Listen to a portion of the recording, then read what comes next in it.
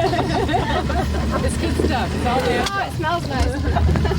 De pick-up met die staat op tilt-op. Run faster.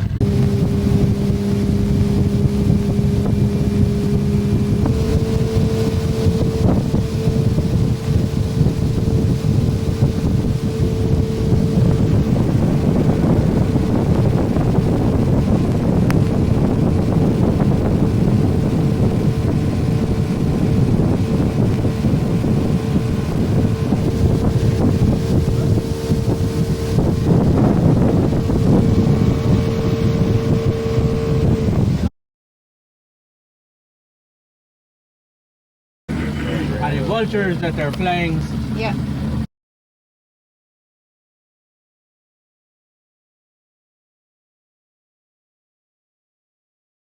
This temple at one time had 4 masks. The 2 up on top were destroyed by a subsequent ruler who covered them with a platform. The ones down below were covered by a platform but not destroyed.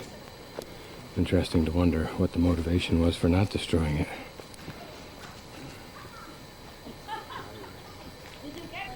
One wonders what this hole is for. Is it simply something that's recent, or it reflects on attempts like the Anasazi to gain access or connection with the inner or underworld?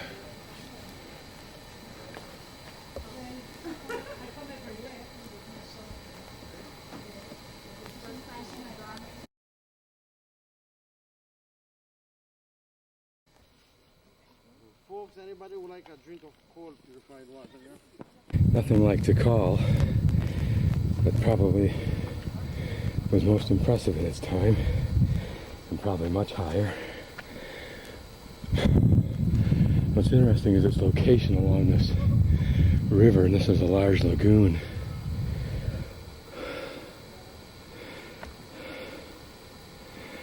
You wonder why all of them weren't situated close to water.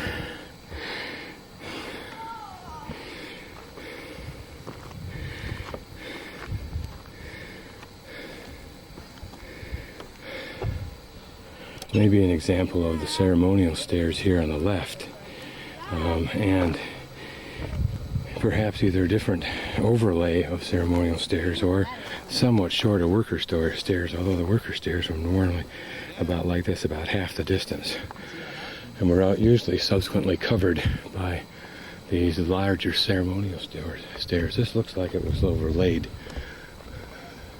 And here, and it's also restored, but here are the older ones, and you can see somewhat the semblance of where the steps were here, and then here. And again, these are restored stairs there. You can see what may be the original, and it may be just an inaccurate restoration that is reflected. We do not know everything about the game.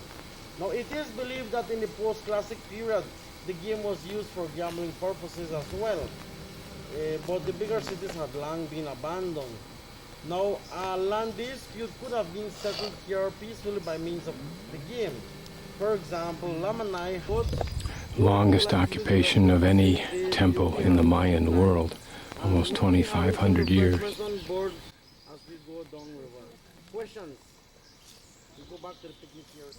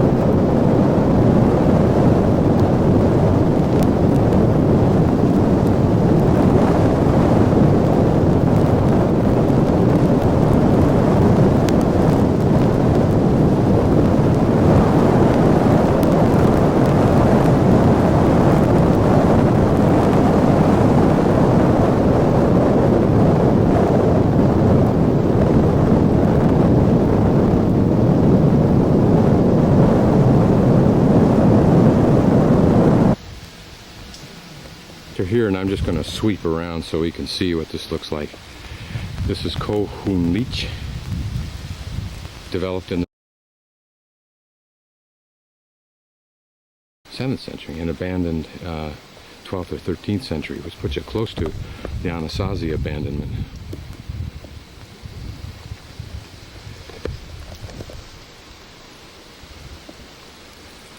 Essentially unrestored, with the growth removed from the outside.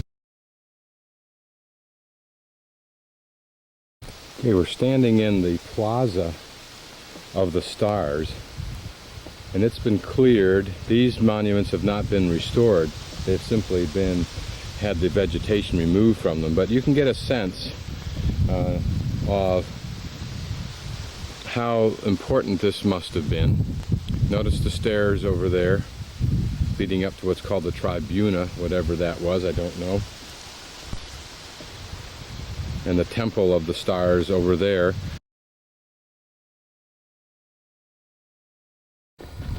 We're back in the main plaza, which I refer to as the Plaza de Estrellas, the stars. It's not that at all. I misread it. It's steles, and steles is the Spanish pronunciation of the word stele, S-T-E-L-E, which are these devices you see here.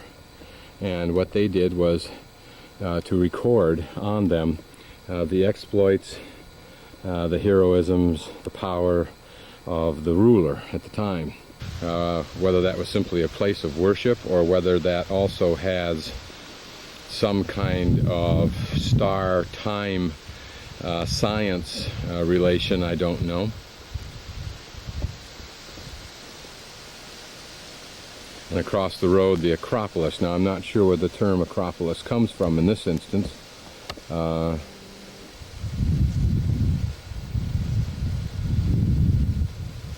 Probably a fairly imposing structure. And here we're looking at El Rey, which should mean, I believe, the king. And so this may have been a palace of the king, or at least a monument of the kings. Presumably up there were either stairways going up where that mound of rock is. I'm only guessing, I don't have any idea. And it's possible that this represents the construction of a new temple over an earlier temple. But again, as you sit here looking at something that's 1,300 years old, you have to always ask, at least I do, what was it like when people were here? The very ground that I am treading on, not the dirt itself, since it's been replaced by 1,200 years of dirt.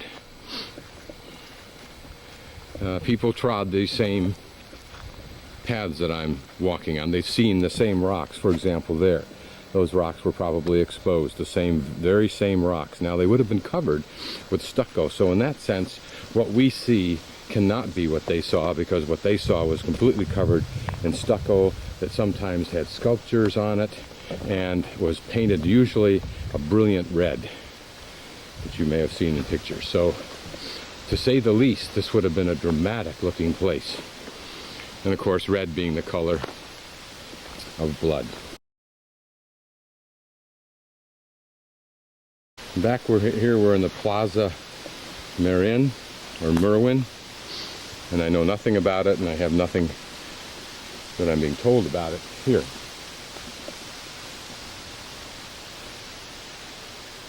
Strip the trees away. Imagine these edifices brand new, rising fairly high, probably a little bit higher than what we see here. Brilliant in their color, sharp in their detail, drawings of gods, sometimes of symbols, and recognizing that the average person who came here lived in some kind of a rude or crude hut made of natural material, not stone. That this plaza might have been filled with people who came. Maybe there were shops, maybe people selling things from the outlying areas. Maybe there were business offices here. And that this plaza would be filled with people, perhaps. For example, the center area reminds me of the gazebo that you find in the center of small towns in the United States. Maybe this served the same function, a central place where oratory, various productions of theater might be staged, and those sitting about on the stairs would have enjoyed them from their vantage point. If we look at this structure, we see something a little bit different, and that's the appearance of columns. Rounded columns made of rock, and fairly neatly made also, although in irony they would be covered with stucco. But this has a Roman influence. Perhaps it's this kind of design element that might have made the earlier explorers believe that these people had to have been related to Europeans or some culture from the Mediterranean. What this thin line represents down below, I don't know.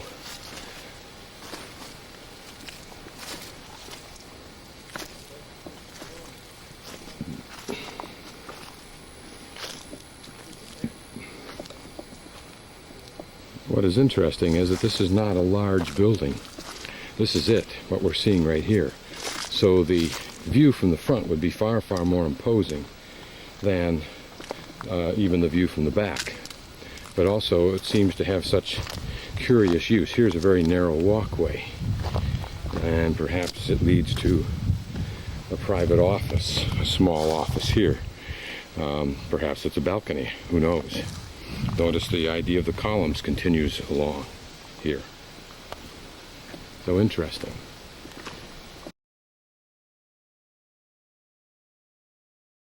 Will we know the answers to the questions I'm raising? I doubt it. Perhaps when enough of the excavation of the phenomenal number of sites, there must be 10,000 sites throughout the Mayan world, that if you think of each temple as a site, that's a tremendous amount of excavation, of study, of restoration if necessary, that can be done.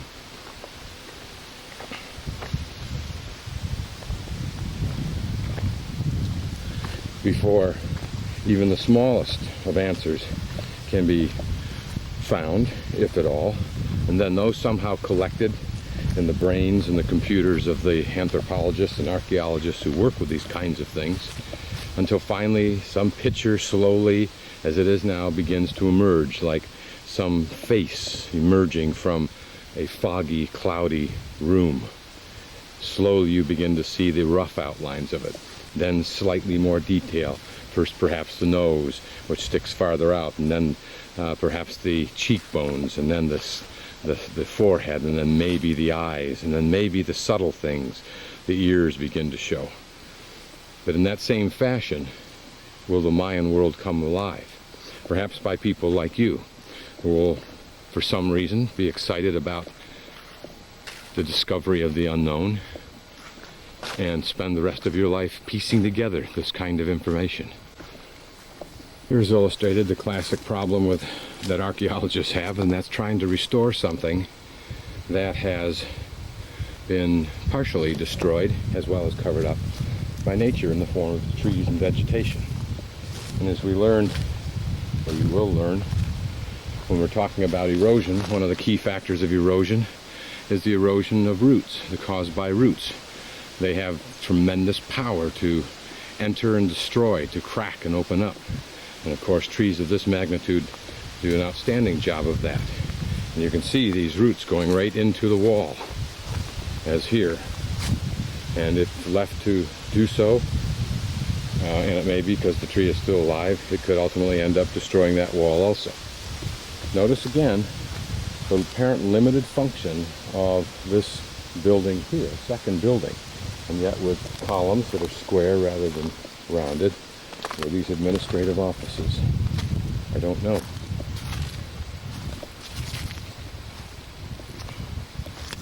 Perhaps this was the entrance with these round architectural elements. This appears to be a slightly larger opening than the other, but I don't really know, I'm just guessing. Here are the front stairs, forcing people into a tighter and tighter band as they entered, and then spread out as they went up the stairs.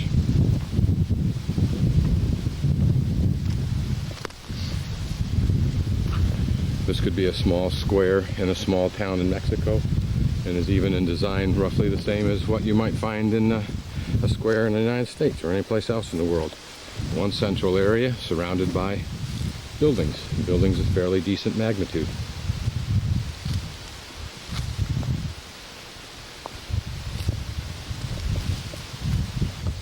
By now I'm confident you know what this is that we're approaching.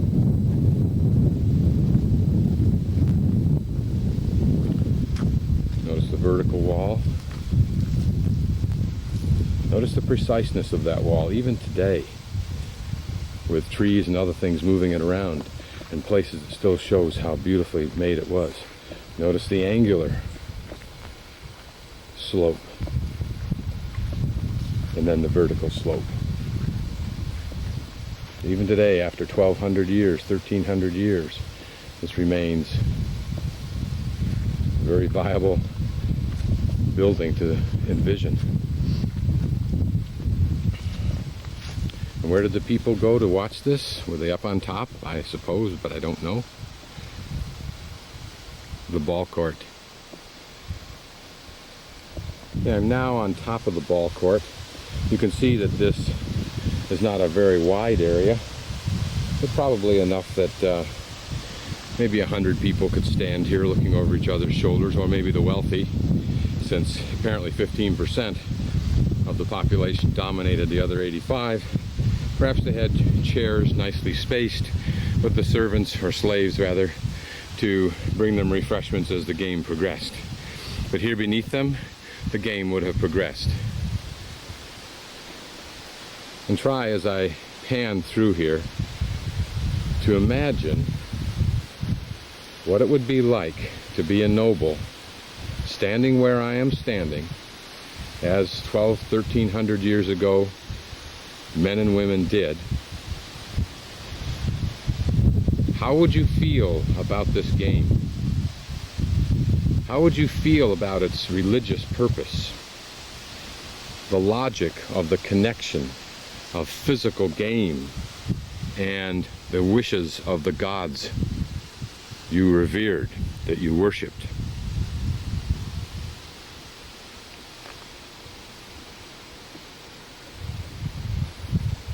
How did you see your status as a nobleman while 85% of the people provided the funds for this in their own abject poverty, not to mention the slaves?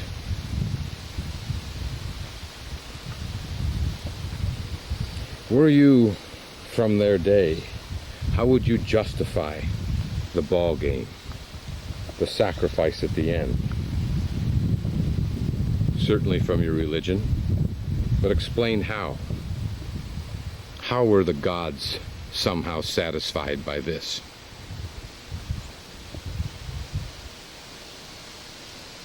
These are the kind of mounds that the two mounds we saw, or not mounds, but extensions of the wall we saw from the top of the ball court. Were they in fact entranceways to the top? It doesn't appear that they came straight out, since we can see a wall that's running perpendicular to our direction we're facing. We can also see the edge of this, so this appears to have been some square area. And in the center here, a square, actual square hole, if you will. So how did they access? What was the purpose of this? Did this hold a picture or a sculpture of some god or something? I don't know.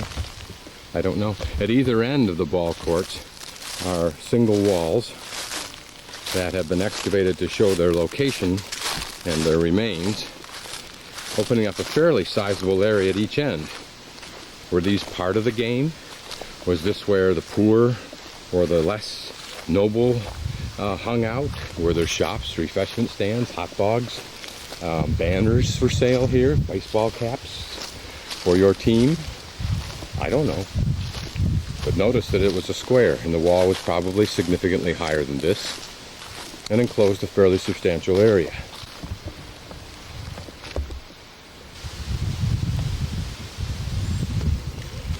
Okay, from the top you can get a little bit of a sense of the position that kings held standing from this point. Not as impressive as Tikal, of course, but then probably a smaller society, but nevertheless impressive. He's outstanding. These are stucco colored.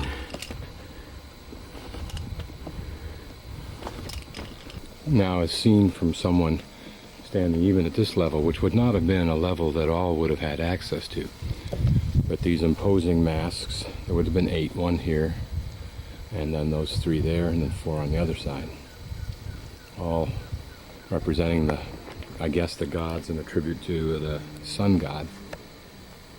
But were I skilled enough, we could analyze what's being said here, perhaps, or what's being implied. This is unique because these are examples of how the building would have been stuccoed. And you can see right there the difference between the stucco of the symbol on the mask and the rock beneath it. Now here you have another example of earlier stairs covered by some kind of a remodel, because this stone that's on top of it also stairs, but something new. Now whether this was a restoration or not, don't really know.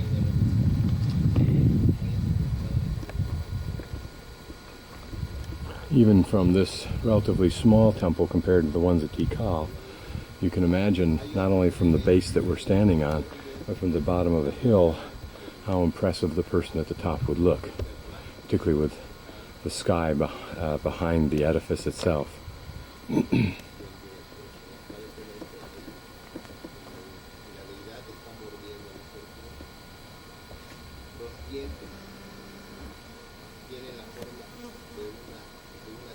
You can still see the red color on these masks. So this is quite novel. That may not seem like much to you since you haven't been here, and I appreciate that.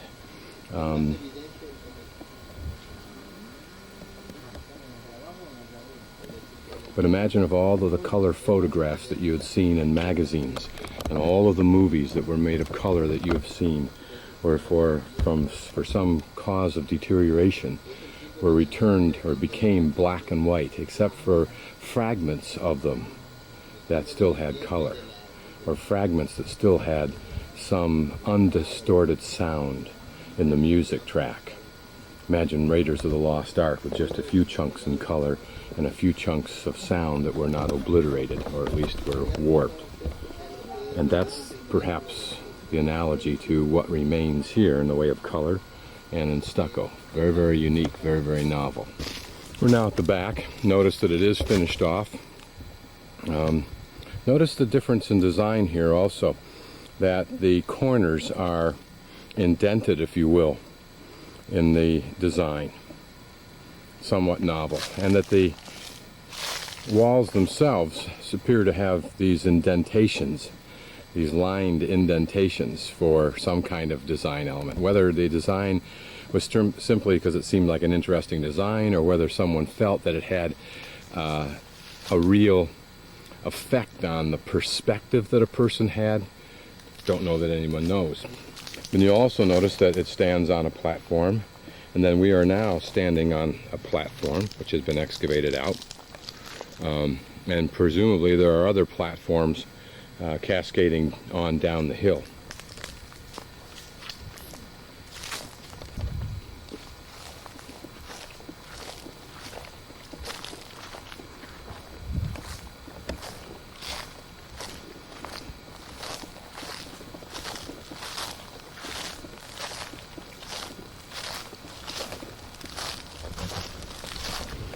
One thing that's curious to me are these holes. Now, someone said those holes were for scaffolding when all of this was built, but that seems a little silly, since you'll notice that it clearly has been designed as a hole that would stay there forever. It's got a rock lintel above the 2 little side wall rocks. It's obviously something that was permanent in the design, whether it was for water drainage, whether it was for air circulation, but there's no, to my knowledge, there's no evidence that these temples in the main have any interior. The priest, or the whoever it is that's buried underneath these temples, normally is 6 meters beneath, and that's beneath not just the temple but the entire platform system.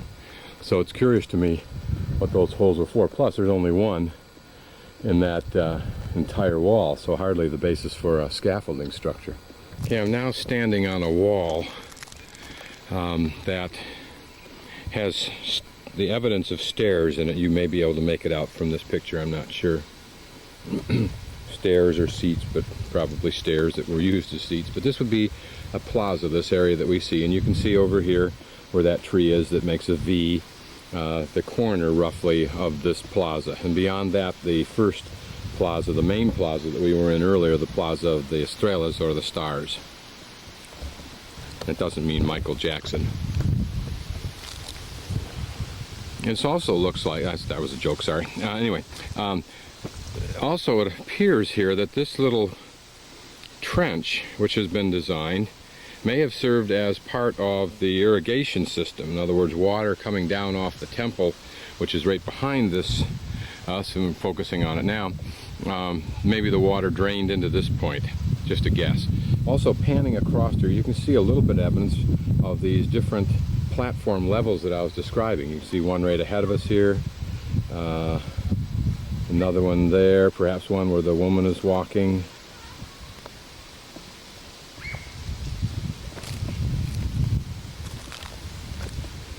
And this would have been, again, some kind of ramp, I would suspect, that we will walk down. It has that slope to it. It was probably another access ramp to the temple area.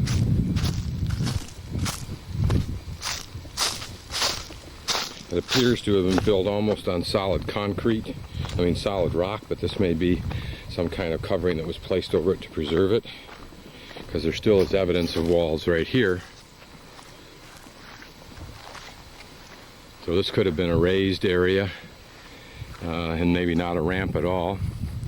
Probably if it wasn't a ramp, it would have had stairs, giving you access up to that next level.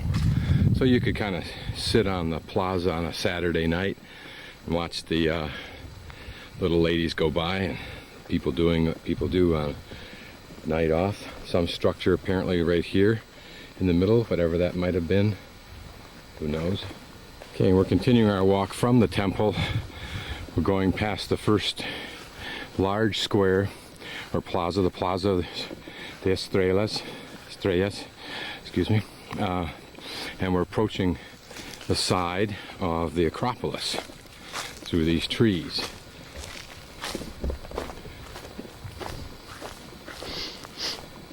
And you can see that it too is built on a platform.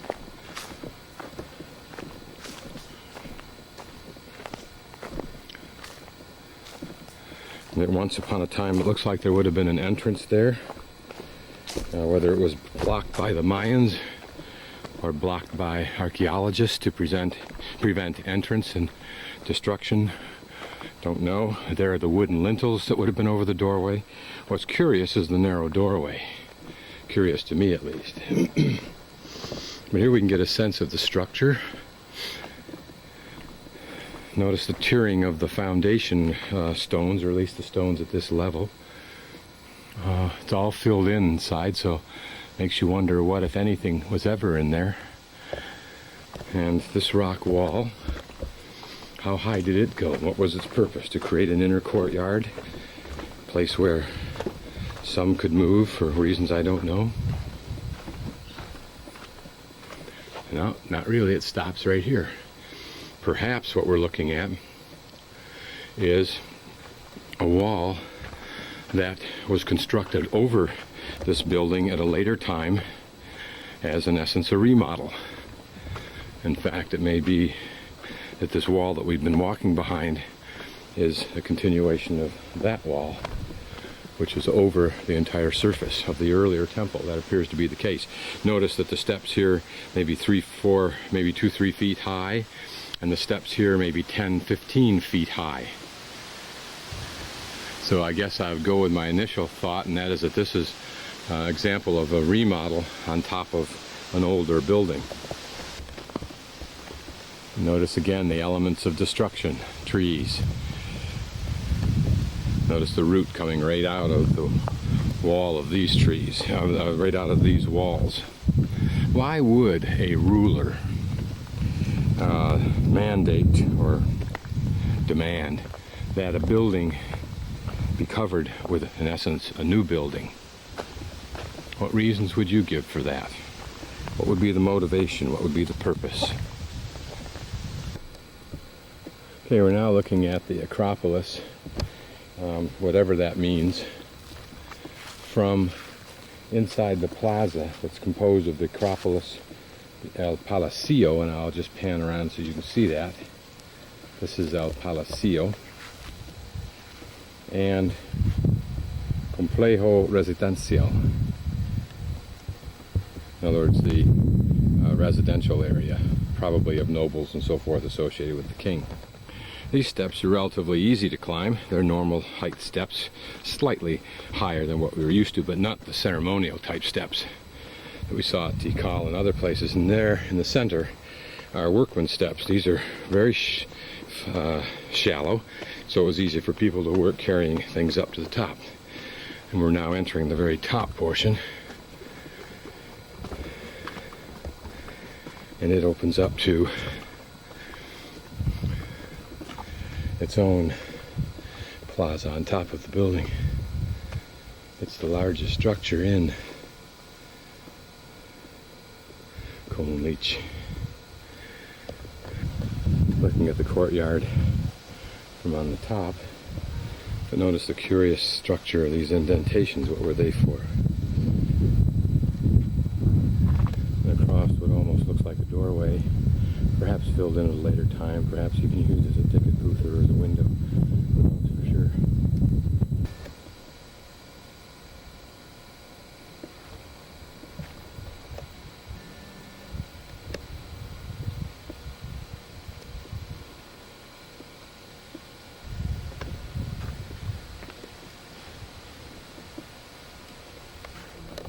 Notice the rounded columns here again that flank this sides of this entranceway, which may have been, for some reason, the main offices or whatever of this area. In fact, the column ideas are present wherever there's any kind of opening or portal at all.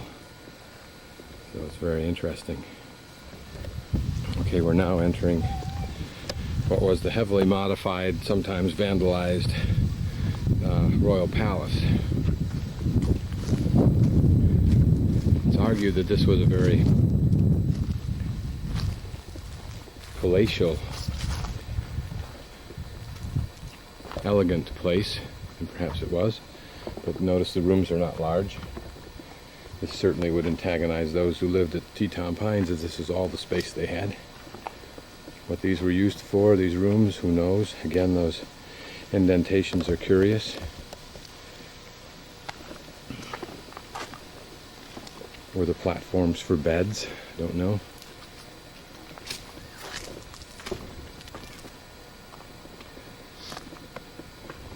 But it gave them a view across their courtyard.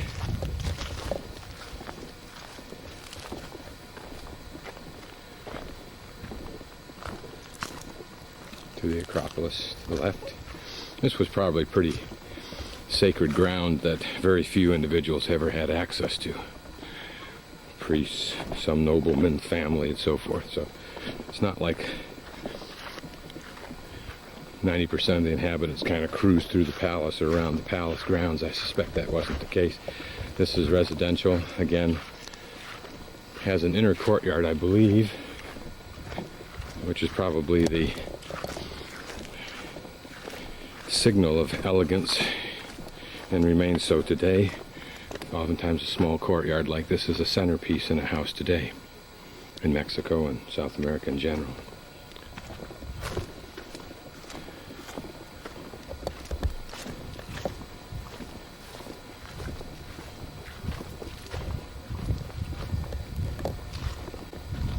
We're back in the main plaza, which I refer to as the Plaza de Estrellas.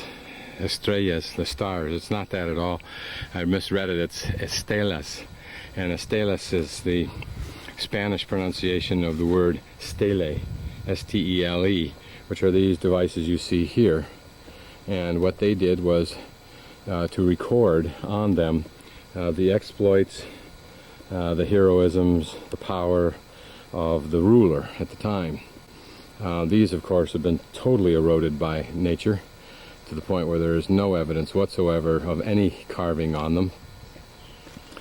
I was reminded a moment ago of how Venice statues in the town of Venice, Italy, are being eroded away by what's alleged to be acid rain. In 100, 200, 300 years, what evidence will there be of the greatness of the rock statuary and buildings and detail of frescoes, etc., that this society of man has left? Perhaps, as is the case here, not much. As I sit in the plaza, I try to imagine what it might have been like 1,500 years ago to be sitting here. The day is somewhat overcast, so it's cool after a hot spell. It's a Saturday, so this would be a time, let's assume, that those people also took the day off. And I'm sitting on the stairs approaching this administrative building here. As I look down, I see people sitting there clustered like they do on benches and parks throughout Mexico and some parts of the United States and elsewhere in the world. Those places that have been designed in cities for people to find some solace.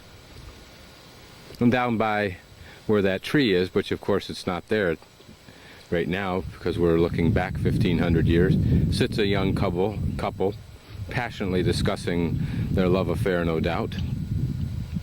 An old man sitting down below me here, just staring out at the crowd, remembering the old days, all the years he's been born here, the great exploits he was involved in, the attack and capture of other societies nearby that gave him slaves and gave this society the slaves it needs to build these edifices.